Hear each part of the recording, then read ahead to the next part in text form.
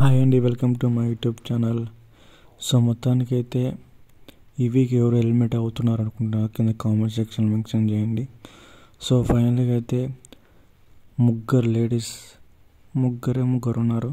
వీళ్ళ ముగ్గురులో ఒకరు మాత్రమే టాప్ 5లో వెళ్ళిపోతారు. మిగతా రిమైనింగ్ ఈ వీక్ ఎలిమినేటెడ్ హౌస్ నుంచి వెళ్ళిపోతారు.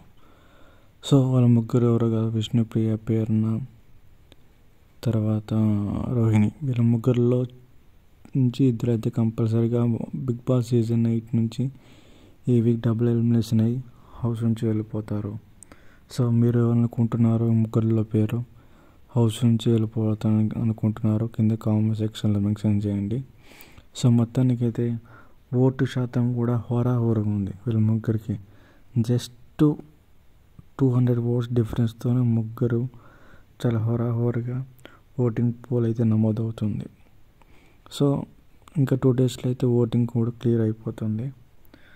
ప్రస్తుతానికైతే చాలా లోయెస్ట్ ఓటింగ్ వచ్చింది విష్ణుప్రియ, పేర్న, రోహిణి.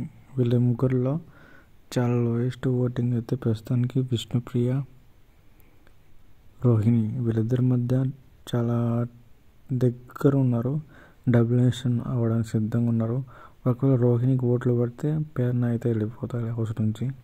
సో ప్రస్తుతానికైతే వీళ్ళిద్దరి మధ్య హోరాహోర అయితే జరుగుతుంది ఓటింగ్ పరంగా. అది ఈ రోజుకి మాత్రమే, ఇంకా 2 డేస్ ఉందిగా, వెయిట్ చేయాలి ఎవరు ఉంటారో వెళ్ళిపోతారు అనేది. సో మొత్తానికి ఓవరాల్ రివ్యూ ఇదే. నచ్చితే లైక్ చేయండి,